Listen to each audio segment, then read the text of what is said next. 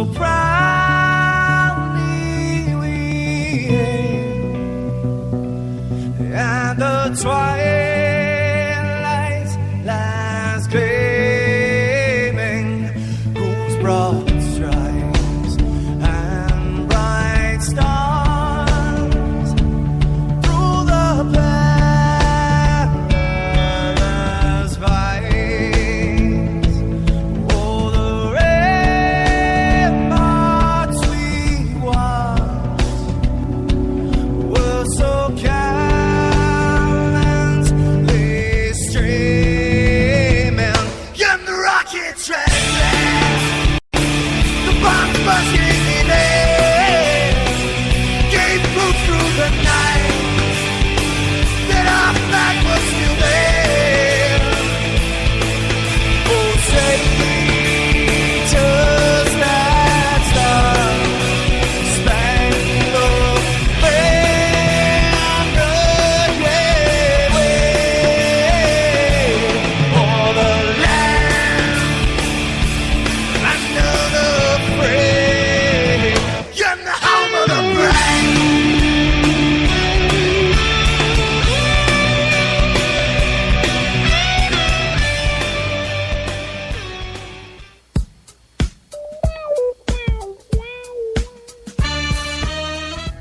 Don't be afraid, this is a low fat, and you are listening to HonestAnswerRadio.com. Now, where is the egg roll you guys promised me?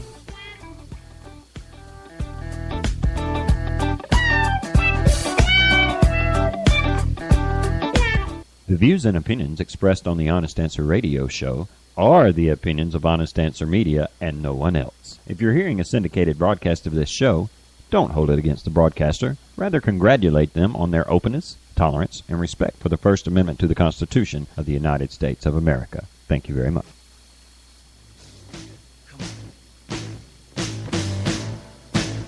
One more. 5 to 1, baby.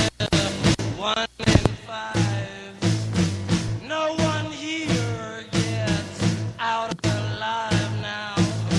You get yours, baby. I'll get mine. Gonna make it, baby, if we try.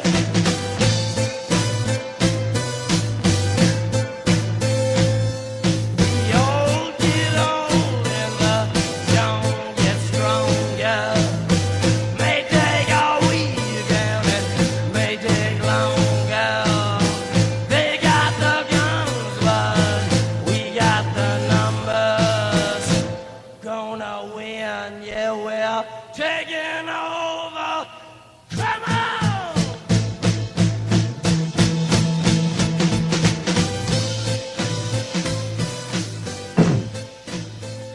Yeah, welcome.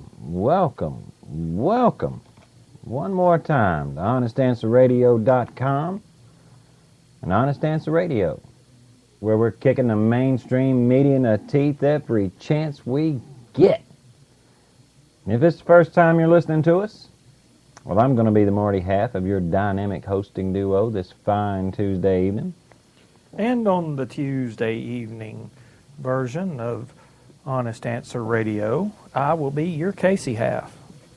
You know how at the beginning of the show there in our little intro, we talk about openness, honesty, and support for the Constitution and all of that, free speech, you know. There's very little support for free speech in this country these days. Very little support indeed. It seems like what folks mean when they say free speech now, they mean speech that agrees with what we're saying. Various groups and things like that. There's a huge... As if the First Amendment was meant to protect popular speech. Yeah. Or, these days, though, not necessarily popular speech, but the speech of certain groups. We'll be talking a little bit about that tonight, as a matter of fact. over the weekend and yesterday, there's been a lot of talk about speech, or protecting people's right to have an opinion on something. Like, take Arizona. Do I have to? Well, yeah, just for a few minutes anyway. There's a bill coming up in Arizona that is, it's like I forget what they're calling it. It's something like the Religious Freedom Bill or something like that. Anyway, what it does is it's saying that a business would have the right to refuse service, like if they are, say they're a Christian bakery, because up in the Northwest this issue came up a lot, and in Colorado it did too. If you're a Christian bakery and a couple comes in and they're want you to bake them a wedding cake for their gay wedding. Arizona's got a bill out there now that is going to give a business, or potentially would give a business, the right to say, no, I don't wish to provide you with this service from my business because as a Christian, I don't agree with homosexual marriage, and my baking you that cake would almost be like condoning your gay marriage, and I just don't want to do that. So they put this bill out there. Now, Jan Brewer, the governor of Arizona, is saying, I'm probably going to veto this bill for a couple of reasons. One of the reasons is, in Arizona, you already have the right to refuse service to whoever you want. That's codified into Arizona law. Right. It's already there. And another reason would be, I don't want to sign a bill into law that is going to somehow limit a business's ability to, take in money. You know what I mean? Well, by making a state, if she signs that bill, it would make her state relatively unpopular among the gay community and people who support the gay community. And that could possibly hurt commerce. But here's the thing. That's not good enough for the LGBTQRSTUV community. Or you could call them the gay mafia. That's the gay bully pulpit. I believe Alec Baldwin referred to them as the gay mafia earlier in the week, too. Their big gay bully pulpit is what it is. See, the thing is... Now, they do want Jan Brewer to veto this bill. They do. But they don't like the reasons why she's going to veto it, so they're coming out and shouting her down about it. Look, folks, take a victory where you already got one. But see, to them, it's not a victory unless Jan Brewer makes this big elaborate speech and says, look, we all love gay people. We love gay marriage. Everybody should have gay marriages. Every marriage should be gay. I'm not going to sign a bill that goes against gay marriage in any way because I love gay marriage. If I wasn't already married to my husband, I'd have a gay marriage. That's what they want. But like he said, it's just not good enough for her to veto a bill for any other reason. See, this is the problem. At one time in this country, gay people were fair game to persecute. Yeah. That was bad. That was a bad thing. But now, it's not enough that, I won't say they're not ever persecuted, but the incidence has gone way down.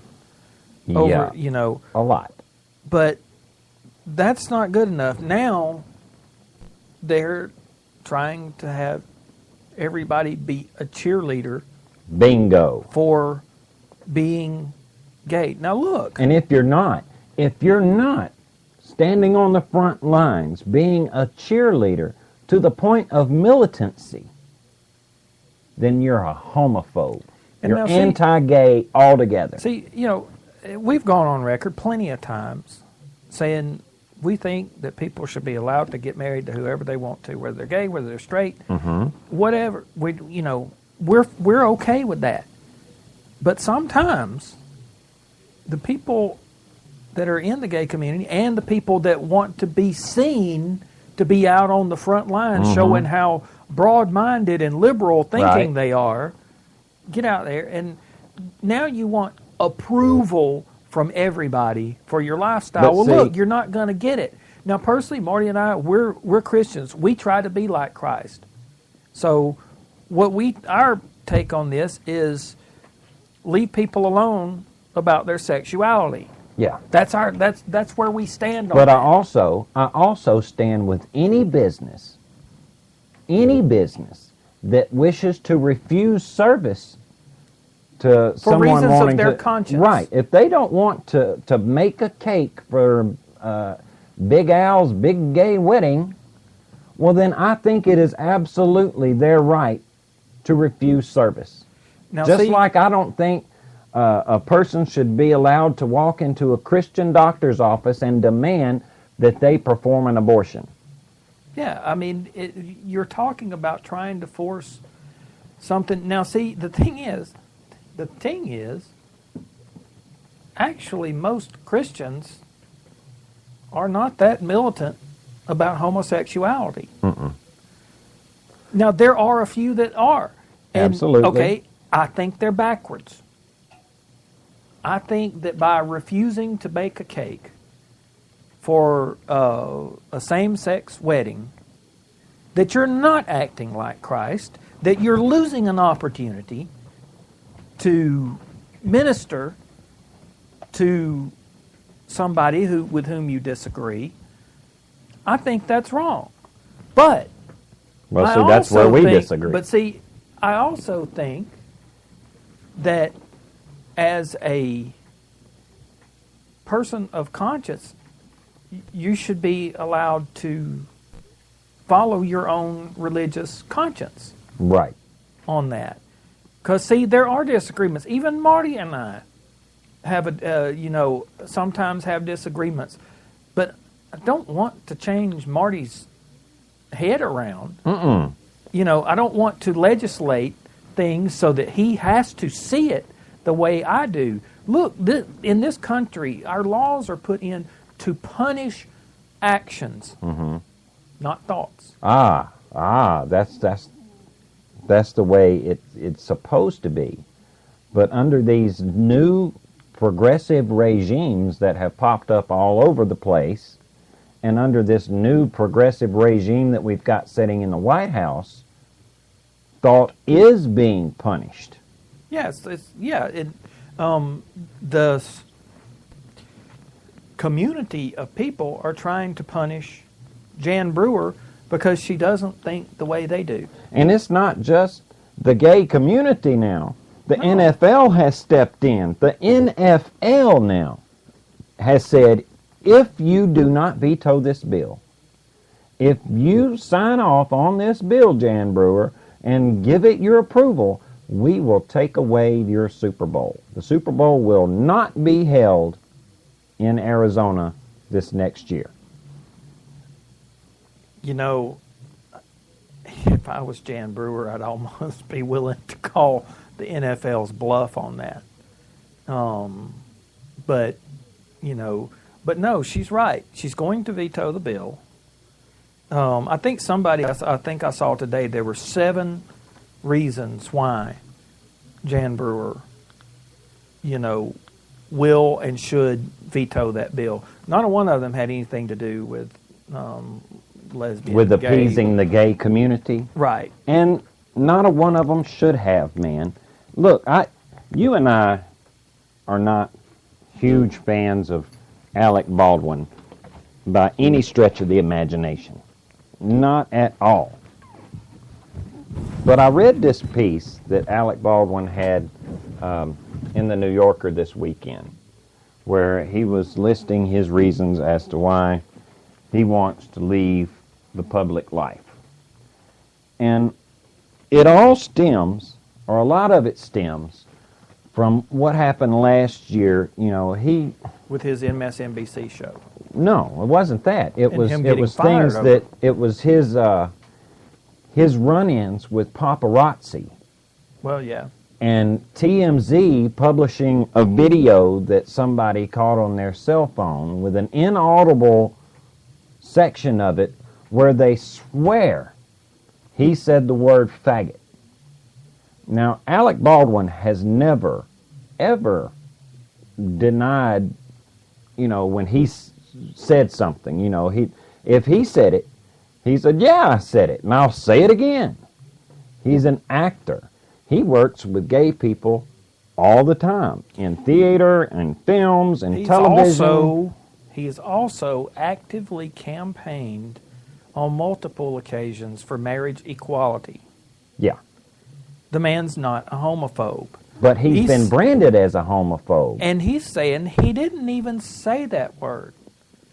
He listed in a long article that he wrote for New York Magazine. He listed several words that he probably did use, all of which were foul. Mm-hmm, mm-hmm.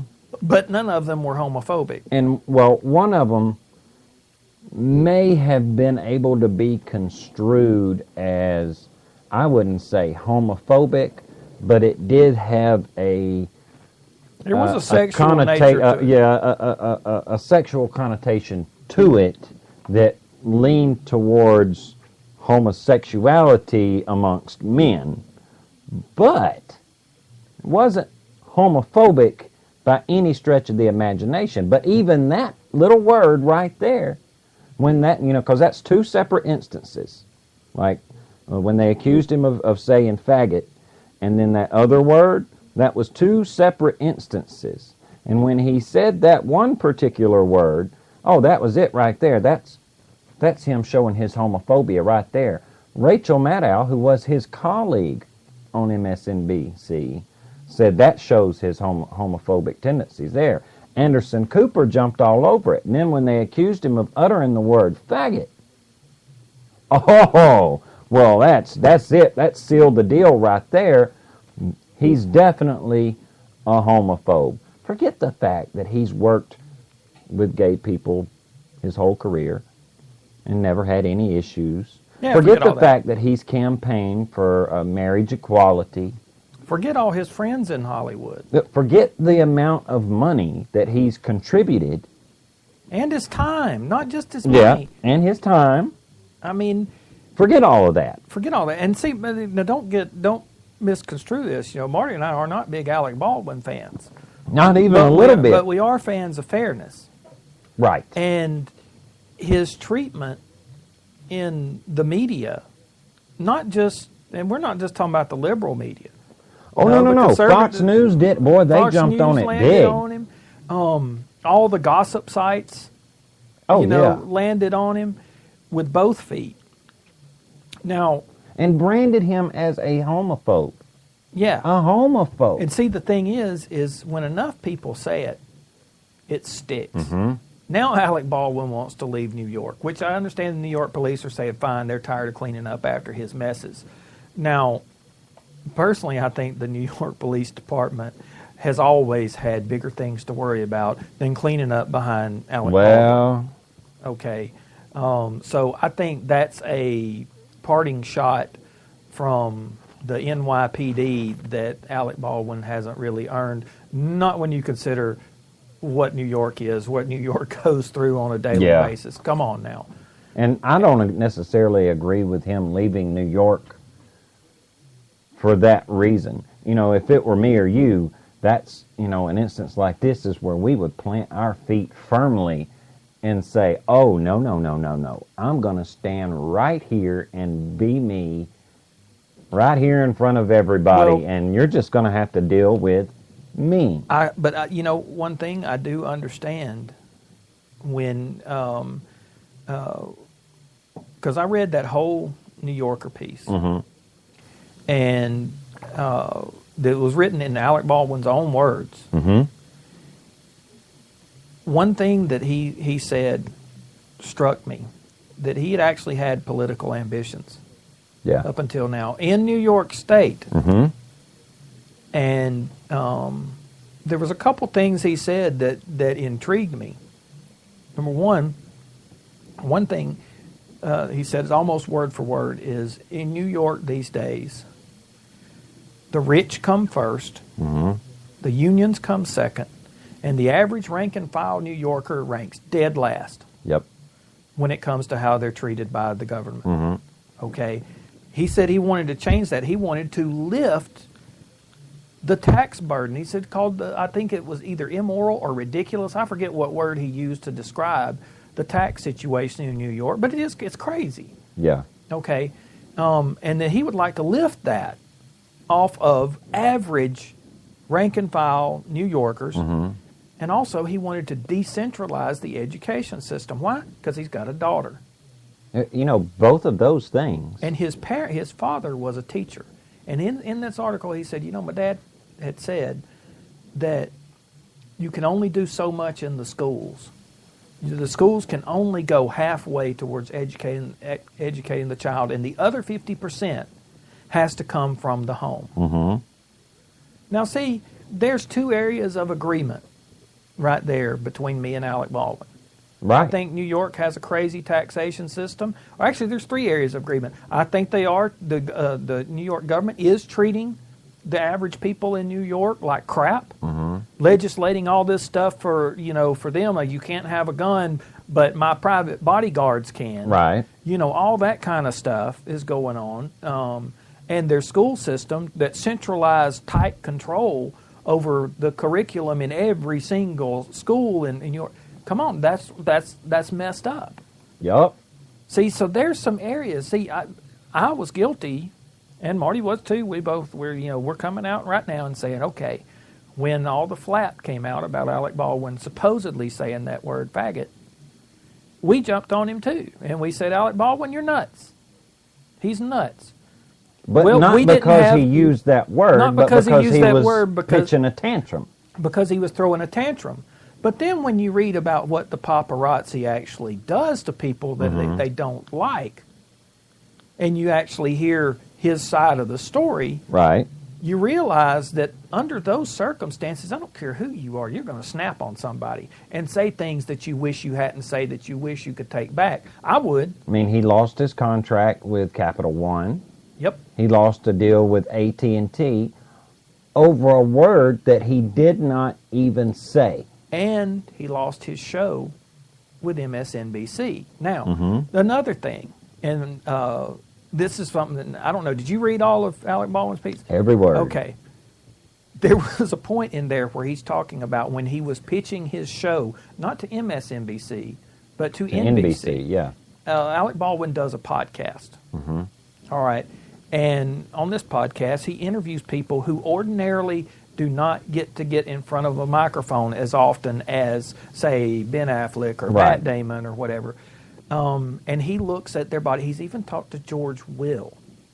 Right. Okay. Who is an arch conservative. All right. He was pitching, what he wanted to do was take his podcast to television. Right. And be interviewing some of the same types of people. Well, NBC was like, I don't think so, Alec. I tell you what, why don't we try it over on MSNBC, give it a run through and see how it flies? Well, as he was describing his concept for the show, which was along the lines, he said Dick Cavett was his hero. Now, you got to go way back to where Marty and I go to remember Dick Cavett's show. Right.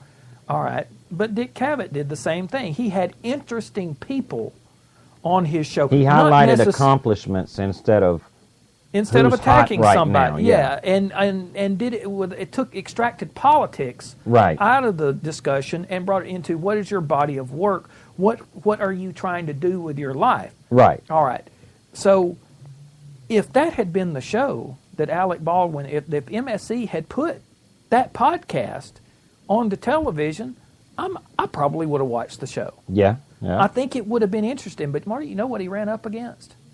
The same thing that you and I have run up against when it comes to traditional media. It's as if they think that just because somebody that a person who watches television never gets on the internet at all and has no concept of how things go on the internet. Right.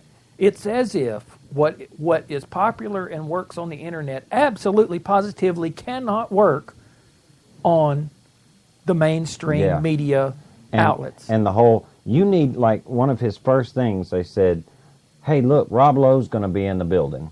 Instead of you having such and such and such and such on your show to interview, Rob Lowe's going to be in the building. You want to interview Rob Lowe? And he said, not really. I mean, I like Rob and everything, but no, I don't really want to interview Rob Lowe. Well, that just flew all over, the bigwigs there at MSNBC. He didn't want to interview who they thought he should interview. And you and I have run up against something similar to this where, we've been told, you need to interview this person. You need to be interviewing this person or this type of person. Because this is hot right now. Yeah, and this is what people want to see. All right. How do you know that that's what people like, and who are these people that want to see this? And two, we don't interview people as, if you look at our body of work, since we've just been broadcasting through Spreaker alone, all right? We don't do interviews. Very seldom do we put a microphone in front of anyone except me or Casey.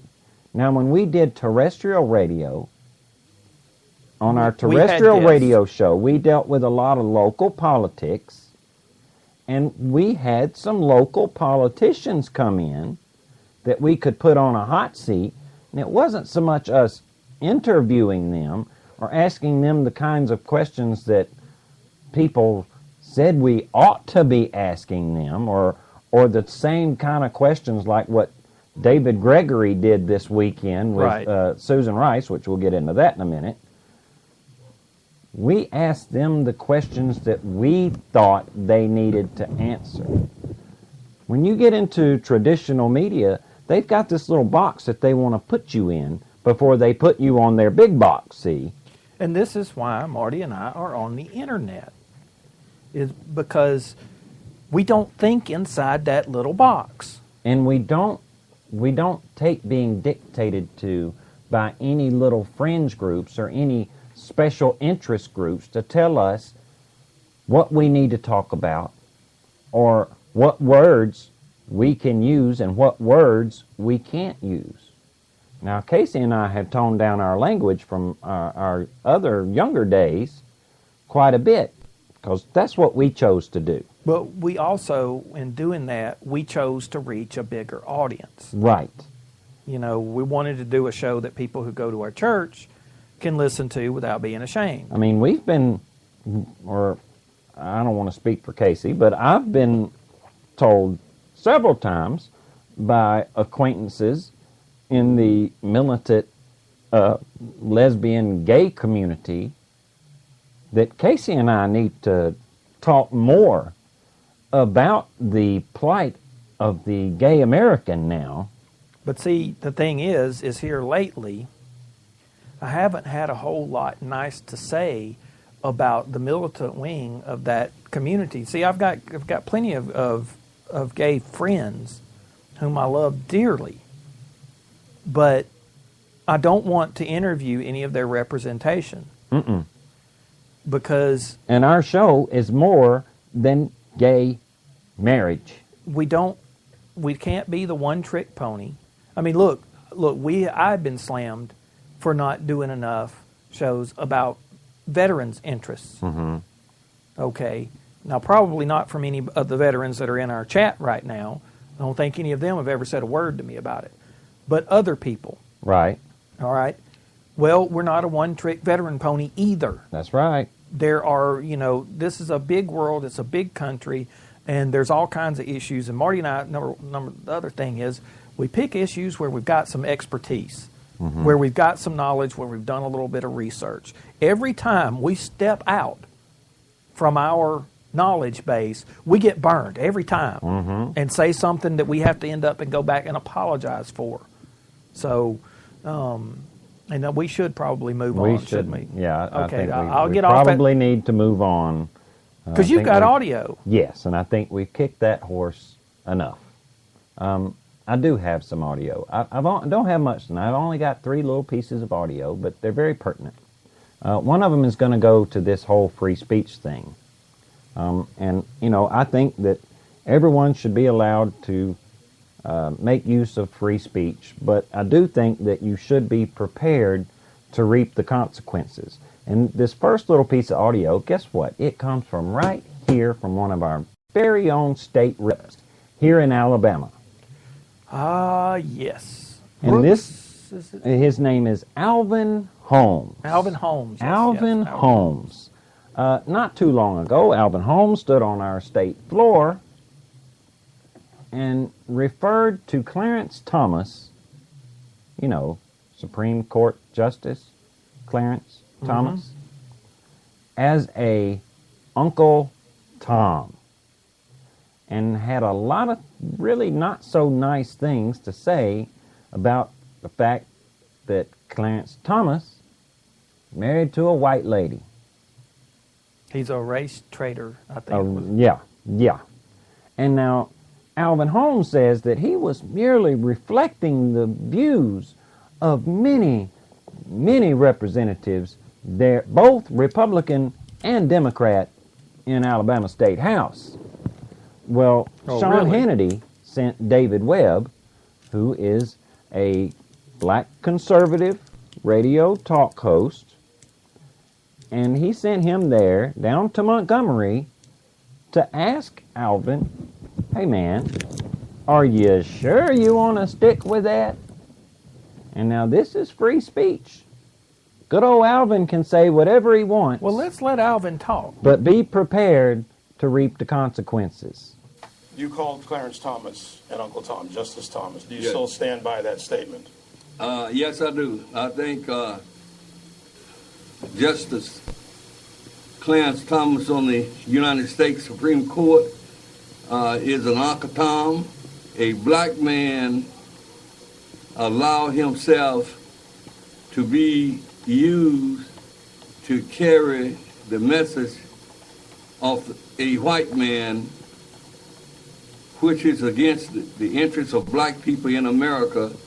In my opinion, that's an Uncle Tom. In my opinion, Clarence Thomas is a very prolific Uncle Tom. My. A prolific Uncle Tom. I guess that means he takes Uncle Tomin to a whole new level. That he's very good at being an Uncle Tom.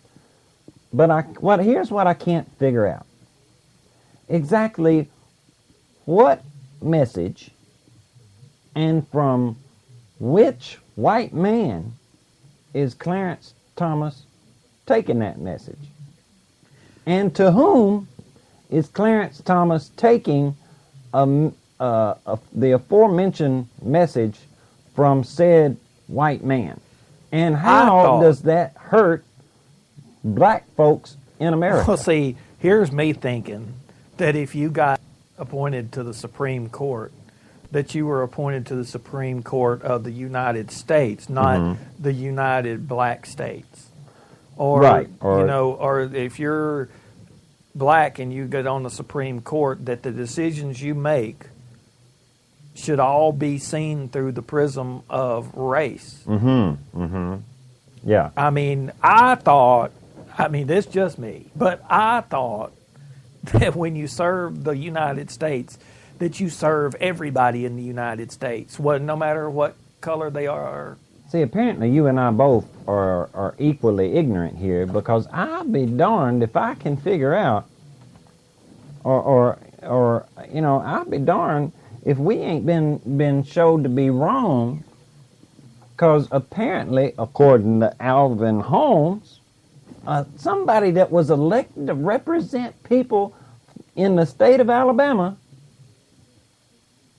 apparently Clarence Thomas is only supposed to be in the Supreme Court to represent the interests of black America. So does that mean that Alvin Holmes, since he was elected to be a representative, he's only supposed to serve the black people in Alabama? And by that same line of thought, are the white Supreme Court justices there? I guess they're only supposed to represent the white people in America. And the white representatives of Alabama in Right. the state legislature. That's right. They're only supposed to represent members of their own race.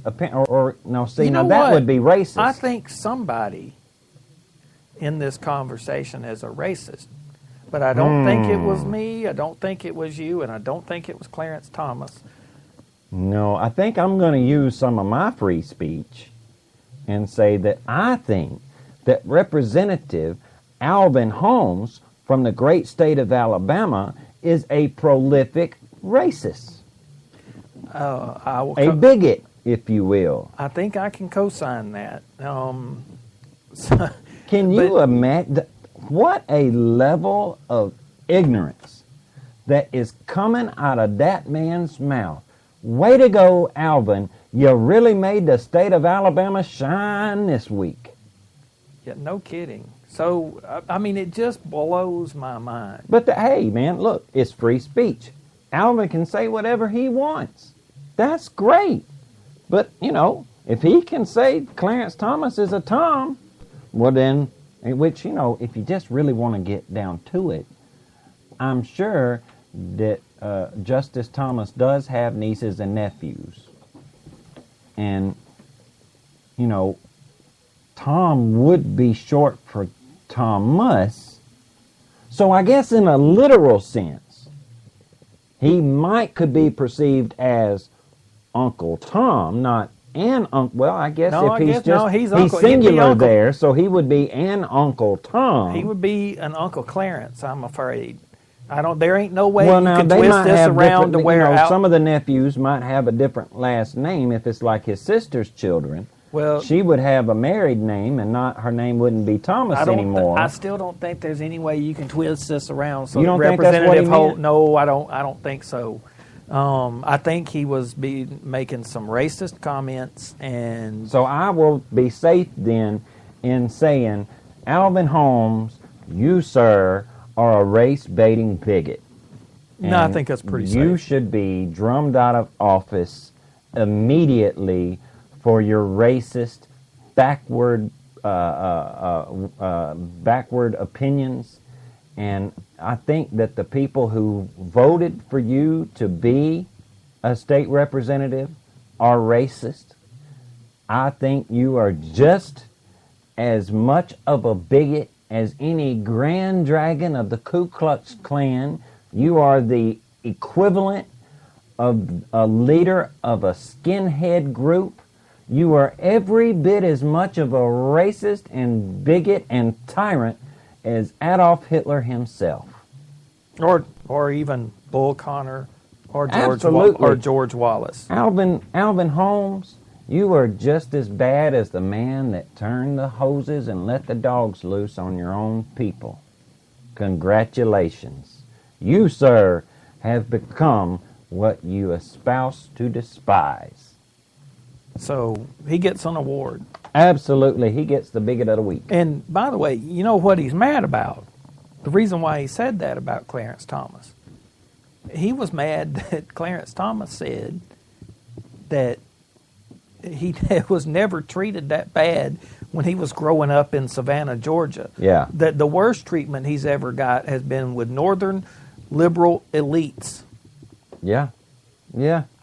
How dare he, Casey? Of course, now Alvin Holmes has to step up and try to represent the South and make it Well, so he that don't want them northern liberal elites to outdo him. Yeah, so he's got to be as bad as they are. Way to go, Alvin Holmes. Alvin, you get the Bull Connor Award. Congratulations. Yeah, congratulations, brother. Now moving on to our next audio. Got another little clip of audio here that this came, I think this was either yesterday or it was yesterday. Trey Gowdy on Greta Van Susteren's show. This weekend, Susan Rice made her Sunday talk show rounds. Now, Except she didn't go on Fox. yeah, she didn't go on Fox News Channel for some strange reason. And she went on NBC's show And David Gregory, man, he had her there. He had her right in front of him. He had a golden opportunity to ask her anything he wanted. He could have asked her any question about Benghazi that he wanted to ask. But he just asked her, did she have any regrets? Do you have any regrets, Susan? Do you feel bad about anything, Susan? Here's what Susan had to say, and that is followed by what Trey Gowdy had to say. And there's a little part of this where Trey Gowdy's got a good one in here. Yeah, he does. Do you have any regrets? David, no, because what I said to you that morning and what I did in every day since was to share the best information that we had at the time. The information I provided, which I explained to you, was what we had at the moment. It could change. I commented that this was based on what we knew on that morning, was provided to me and my colleagues, and indeed to Congress, by the intelligence community. And that's been well validated in many different ways since. Ambassador Rice, now National Security Advisor, of course, says that was the best information available when she went on those talk shows in September 2012. Is that true? No, there is no evidence to support that false narrative of a video, not a scintilla of evidence. All of the evidence pointed exactly to what she claimed it wasn't, a pre-planned, coordinated attack. So she was fabulously wrong when she said it the first time, and stunningly arrogant in her refusal to express any regret for lying to our fellow citizens. So what happens? Nothing, right? I mean, that's it. Well, there are a couple of things that I hope can happen. I would love the chance to ask follow-up questions of Susan Rice, because David Gregory apparently did not avail himself of that opportunity. Greta, I just listened to the clip. I get tougher questions in the Bojangles drive-thru than he asked her. There's no regret about lying to your fellow citizens. No regret about the fact that in 18 months, not a single solitary person's been brought to justice. No regret for misleading the families and the loved ones of those 4 murdered Americans. I can certainly help her if she is struggling to come up with an area of regret. Who did she talk to before she went on the Sunday talk shows? Did she call Hillary Clinton? Did she call Gregory Hicks in Libya? He's had tougher questions in the Bojangles drive-thru. Whew, that was a good one. Now, y'all, this ain't the Trey Gowdy show, but he is so quotable. I mean, Marty and I, we debate over this every time we go to play him, because it's like people are going to think that this is just a Trey Gowdy show and he's paying us. No, he just comes out with some good ones, and you just can't pass them up sometimes. Yeah, and he's one of the few conservative representatives that are willing to go on national television and make these bold statements and call things as they really are. Because he's not worried about getting invited onto David Gregory's show. No. He doesn't care. Yeah, he really doesn't.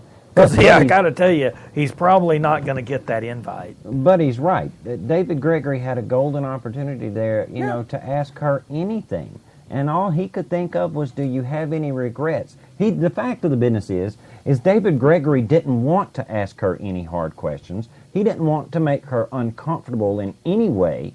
And you know what? He thinks that this whole Benghazi thing has been blown way out of proportion anyway. What he wanted to do was give Susan Rice a chance to try to bolster her case that this whole Benghazi thing, it's just a false scandal anyway. There really was no there. Well, he did. I mean, he just sat there and just let her get away with saying that was the best information that they had at the time. And it was a lie. When we've already shown, that's not true. Our own intelligence community. That's not what they gave her. The intelligence community said, "Oh, we didn't tell her nothing about no darn video." But she didn't ask anybody. What she did was take White House talking points and just repeat them. That was it. She didn't try to verify anything on her own. Like he said, did she call Hillary Clinton and ask her? No, she didn't. She didn't want to ask Hillary anything. She didn't want to talk to Greg Hicks. She didn't want to find any truth. What she wanted to go do was represent the White House. Remember, this was during an election time. Barack Obama had been screaming that Al-Qaeda's on the run. Bin Laden's dead. Remember, I killed Bin Laden. Al-Qaeda's nothing like they used to be. They're not actively doing anything except burning our embassy down and killing our ambassador. Plotting to burn our embassy, and had been showing signs in the weeks leading up to it that they were going to stage an attack. Oh no, Susan, you gave out the best information you had. You lying, hypocritical, bad word. Yeah, I was going to say, you better stop you there now. Lord have mercy. That woman just lied, man. Well, when she wasn't lying when she says she has no regrets. I believe her. Well, I believe there's all right. no regret in her body over anything she said. Yeah. And she will never be held accountable for any of that as long as we have the spineless jellyfish in the House right now. Trey Gowdy went on later in that interview. You know, she was asking, are we ever going to get anybody to really ask her those questions? And Gowdy says, look, I don't have the subpoena power. If I had subpoena power, she would be before a committee right now. The only people that have that subpoena power are the presidents of the committee and the speaker. You think John Boehner's going to subpoena her for anything? Absolutely not. You did say it would take somebody with a spine. Right. Yeah. John Boehner's not going to do that. I really don't think that any of the heads of these committees who have that subpoena power are going to subpoena Susan Rice. I don't think they have the guts to do it, either Republican or Democrat. The Republicans in the House right now and in the Senate are just as guilty as the president. They're just as guilty as Susan Rice right now because they are completely unwilling to get to the truth. They've got all these documents relating to Benghazi that it will be decades before the public actually gets to find out what's in them because they're classified. Because the president has classified them, not because national security will be harmed, but because the Obama administration will be harmed. Or people in the Obama, some of his friends and cronies might be implicated in some of these documents. So are we ever going to be able to have some accountability for what happened that September? I doubt it. Not until we get people in the House and the Senate and the White House that have just an ounce of courage. Just an ounce. That's all it would take, man. Just a teeny, tiny ounce of courage. Which, I'm sad to say, the Republicans in the House and Senate are just as guilty as the Democrats. Democrats, actually. That was a Freudian slip. But yeah, I think that was an instance where I did say what I mean. I got one more piece of audio. And now, this is going to be Dick Cheney. Yeah. Right. Now, we're not a fan of Tricky Dicks at all. I will say this. If you give Dick Cheney an opening to crack on you, you've really messed up. Yeah. This is Mr. Halliburton himself. Oh, yeah. Mr. Gun Accident. Yeah. But he was a decent Secretary of Defense, man. Yeah. I mean, I'll give him that. But in this day and age, when Dick Cheney can crack on you and have it stick, you stepped in it. Yeah, you definitely stepped in it. Now, what this little audio is pertaining to is over the weekend, our new SecDef, Chuck Hagel, good old Chucky boy, he has announced that the Pentagon and the Obama administration are choosing to have a massive drawdown of troops. They are wishing to shrink the size of our military down to pre-World War II numbers. Well, specifically the Army. They keep bringing up the Army. The number of troops will be down to pre-World War II levels. But that's not all they're wanting Oh, to no. do. Oh, no. See, the Littoral Combat Ship Program, we've talked about that before, and we explained why those ships are actually would be a pretty good asset to our forces and everything.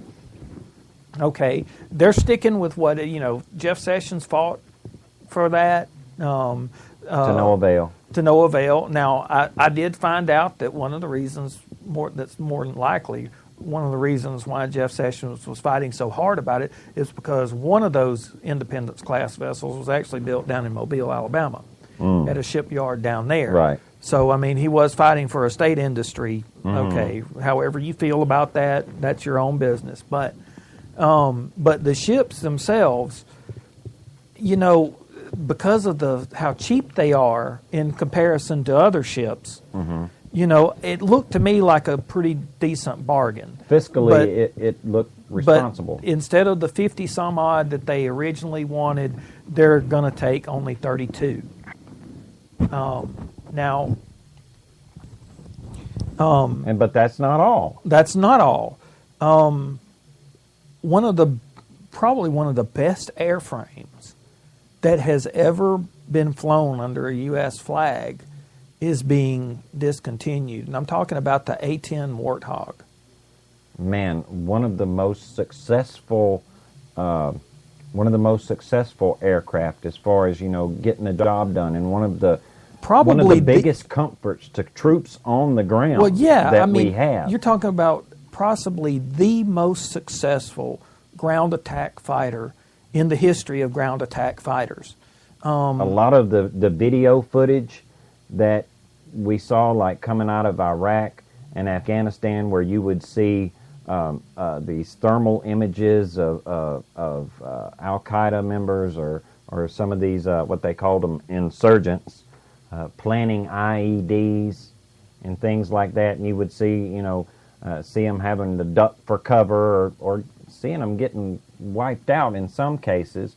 This was footage coming from those A-10s. Compared to other airplanes, well, the reason why they're stopping the A-10 program is to allow more funds to go to the F-35 fighter, which has never yet flown a single combat mission. Has been riddled with problems and malfunctions. I mean, that's the one reason why it hasn't ever flown for us, is because it's been delay after delay after delay. So in other words, they're going to take good money and throw it after bad money, right? To try to get this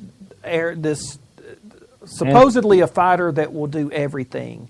And it's almost like the Pentagon, because I mean, look, Chuck Hagel. If everybody in the Pentagon went up to him and said, man, not the A-10, not the Independence-class littoral combat ships. No, we got to have those. Right. If the Pentagon was doing that, Chuck Hagel would be thinking twice about signing off on this force reduction. But they're not. See, they're not, and there's a reason why they're not, Marty. It's because the leadership in the Pentagon has been most carefully selected, and not just by the Obama administration. But when it comes to commanders-in-chief,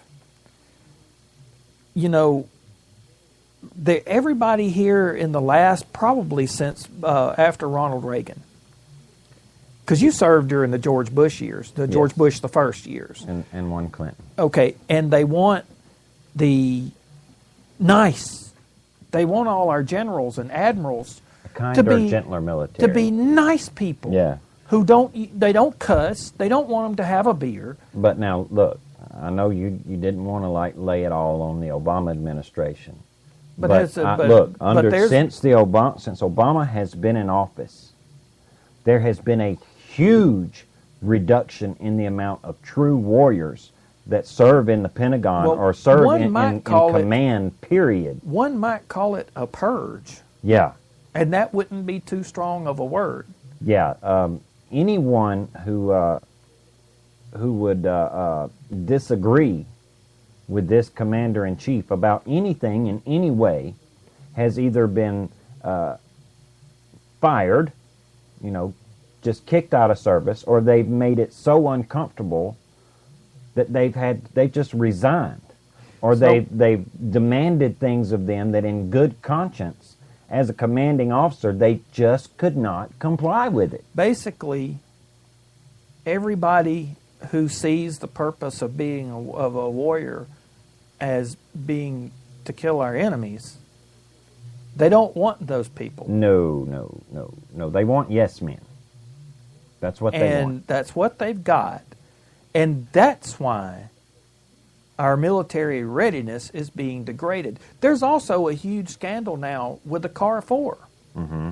Or I think in some circles it's the M4 rifle. Right. Because this thing is maintenance intensive. Mm-hmm. In a sustained firefight. Now, see, if you're in one of those little firefights where you fire 15 or 20 rounds, the gun functions fine. But when you're in a situation like one of our I think it was a Marine combat unit, was down inside this bowl, surrounded on all sides by the enemy. This firefight lasted all day. Mm-hmm. Guns were malfunctioning left and right. Yeah. And they keep coming up with tweaks to this gun instead of going out and procuring something new. Right. Okay, so they keep tweaking a weapon system. It's essentially an AR-15. It's somebody's baby is what it is. Yeah. And it's somebody's baby, and they don't, they're going to, like the F-35, mm-hmm. They're willing to keep throwing good money after bad because this is somebody's pet project. Somebody, I guarantee you, it is because somebody is getting money on the back end of this for this particular weapon. See, it's as simple as that. They go with this low caliber round in a maintenance intensive weapon that out there in the deserts of Afghanistan, it just isn't durable enough to sustain a firefight. But we have to get back to our Dick Cheney audio here, man. Sorry. We're chasing rabbits. They asked Dick Cheney about Hagel's new moves with our troop drawdown, and this is what old Dickie Boy had to say. Absolutely dangerous. I've obviously not been a strong supporter of Barack Obama, but this really is over the top. It does enormous long-term damage to our military. They act as though it's like highway spending. You turn it on and off. The fact of the matter is he's having a huge impact on the ability of future presidents to deal with future crises that are bound to arise. I've told you, Sean, the story about right after Desert Storm, when I was Secretary of Defense after we won, the first thing I did was call former President Reagan out in California and thank him for everything he'd done back in the 80s to build that magnificent force we had for Desert Storm. I can guarantee you there's never going to be a call from a future Secretary of Defense to Barack Obama to thank him for what he's done for the military. It's just devastating. One of the strange things about Hagel's statement today, I noticed fairly early on, he said that we're refocusing our strategic challenges and opportunities for a world that is growing more volatile, more unpredictable, and in some instances more threatening to the United States. That would lead me to think I need to strengthen my military capabilities, not cut it. I think it's a reflection of the basic fundamental belief of this president that he's always wanted to cut the military. As he said when he went to Cairo on that famous apology tour back in 2009, he believed he apologized for our overreaction to the events of 9/11. And today he's fixing it in a way, in effect, where it's going to be almost impossible for future presidents to deal with that kind of situation. Well, and it's also a reflection of the notion that somehow a strong America, well-equipped with a strong military, is a danger to international peace and stability. And it's just exactly the opposite is true. And if history teaches any lesson, it's that the world's a safer, more stable place when the United States is strong and is prepared to use that strength when necessary. The way I read this, they're basically making the decision that the Obama administration no longer wants seas, in the skies, and in space. And their budget reflects that. And radical cuts in terms of force structure and size. He'd much rather spend the money on food stamps than he would on a strong military or support for our troops. Let me just, just so people will understand that it's not like we're just war hawks here, just a little history lesson from the past. At the end of World War II, we were tired of war. Americans were tired of war. Mm-hmm. So they let go all these service members from every branch of service, sent them home. Said, y'all going home. They scrapped. They set all the PT boats on fire, burn them up. They scrapped tanks, jeeps, airplanes. Just scrapped them, threw them away. Cut down the amount of ammo for training, and all this. Then in 1950, while the United States was nice and weak, which is only like 5 years. After after World War II, the North Koreans went across that 38th parallel and started kicking butt. And it took years until we could fight them to a standstill. And the war is not over. No. They'd have declared a ceasefire. But that war has never actually been declared over. Now we have Kim Jong-un. We have a crazy, crazy dictator in charge of North Korea. That whole family has been in power and has been crazy since 1950.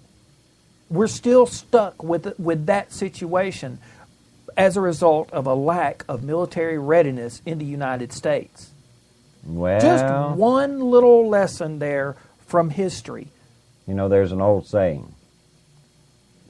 If you want to promote peace, prepare for war.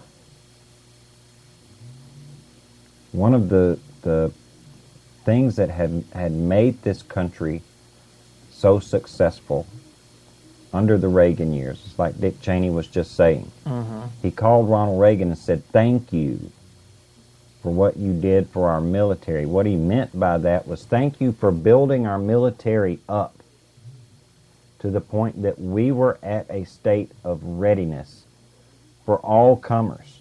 That's what made the first Gulf War. Man, that's why when we crossed over into Iraq, we just bowled right on through. That's why when we went over into Iraq this last time, right there at the beginning, man, we were just zoom. We zoomed right through. And before you know it, we were in Baghdad. Yeah, because we were ready. We had the troops, we had the equipment, we had the training. When I served in the military, at that time, it was during the first Gulf War. And it didn't last very long. Immediately after that little skirmish was over with, we resumed training immediately. The military, I mean, not just the Navy, but the military went right back to training. Drawing down our troops to pre-World War II levels is a mistake. And it's going to be a costly mistake. We're already perceived as weak now under this administration.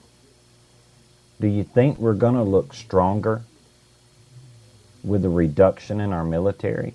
Is the world more safe now? Well, one of the justifications for cutting the A-10 program is that we've got unmanned drones to handle the ground attack role, because they can stay on station for up to 14 hours, and the A-10 can only stay on station for 2 before it's refueled. But it doesn't. A drone doesn't have the armament. No, they don't carry the payload that Right. an A-10 can carry. So what use is it if it can hang around for 14 hours if it's only got 4 bullets? It's just going to sit up there and watch. Yeah. So, I mean... See, this administration relies more on gadgets and technology than it does human beings. That lack of human intelligence over in Libya and the Middle East in general is what got us in so much trouble in Benghazi. Yeah. This lack of relying on human beings is going to come around and bite us in the butt. It already mark my has. words. Yeah, it already has. So we've already, see, the evidence is already there, Marty. I mean, it's already there. And then you got the lessons of history that we can look back on. Because, I mean, Marty and I, we're not military strategery geniuses here, folks, but we do study history. And even we can see the writing on the wall. Yeah, if two ignorant, bald-headed rednecks from Alabama can see this coming, why can't these geniuses inside the Beltway? The thing is I truly believe in my heart and soul that Barack Obama does see this coming. He does know what he's doing. This is something he is doing on purpose. He is intentionally weakening us. Because he thinks a strong America creates instability in the world, that it's bad. Yeah. It's bad, and we should be punished. In his heart, I really believe that Barack Obama doesn't like America as it is. That's why he said he wanted to fundamentally transform it. He doesn't like an exceptional America.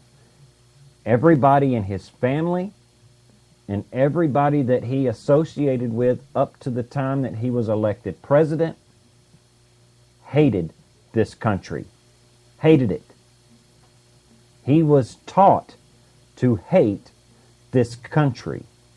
His wife said at his inauguration, it was the only time in her entire life she had ever been proud of her country.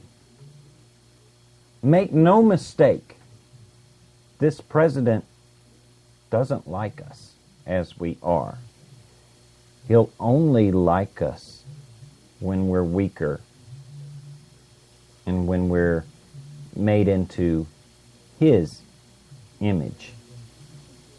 I don't believe that our president has our nation's best interests at heart. I really, truly don't believe that. I don't believe that, well, he hasn't shown that he cares about its citizens at all. And by reducing our military and making us weaker, it just goes to further prove that. Making us more susceptible to an attack or making us less able to defend ourselves or our allies doesn't show that he believes in an exceptional America. Everything that our country had done right and done well, he hates. Yeah. I mean, our strength around the world, the fact that people might not have liked us, but they respected us. Mm-hmm. You know, sometimes being liked isn't always the best policy.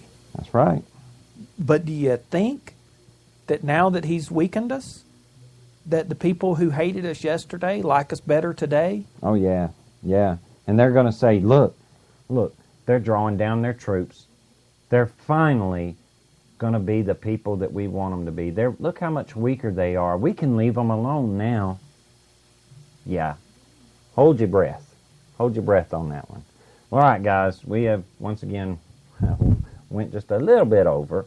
Don't forget to if you really love the Honest Answer radio show and you want to keep it coming to you, don't forget there's a little yellow donate button right up under there. Feel free to click that and give to your heart's content. Another way you can help us out, go to our sponsors page. We have a new sponsor with Honest Answer Radio, My Freedom Smokes. If you're into electronic cigarettes and vaping like we are, be sure and give them a look. Check out the other sponsors that we got, LifeLock and Bacon Freak and My Food Storage and V2 Cigs. And Jelly Give them Belly. a look. Jelly Belly, yeah, give them a look. Go over there to our channels page. Check out Sports World Radio. Check out Challenge from the Heart with Pastor Rick Hope. Also, Another great friend of the show, goingbeyondradio.com. They don't just carry Honest Answer Radio. They've got any and every type of internet radio entertainment that your little heart could think of. And you can find Going Beyond Radio on Live 365, Shoutcast, iTunes, Blueberry, Roku, Tuned In, and God, I don't know what else. Man, they're all over the place. Yeah, too many to list. This is Tuesday, which means we will be back again on Thursday. There's no telling what's going to happen between now and then. We'll try not to chase quite so many rabbits, but no promises. Whatever is going to come up, though, rest assured that Honest Answer Radio will be on top of it, and we will be here to bring you the honest answers that you seek. That being said, one more thing. 2 Chronicles 7:14, if my people who are called by my name will humble themselves and pray and seek my face and turn from their wicked ways, then I will hear from heaven and will forgive their sin and heal their land. You guys be good to each other, and we'll see you again on Thursday. Good night, y'all. Good night.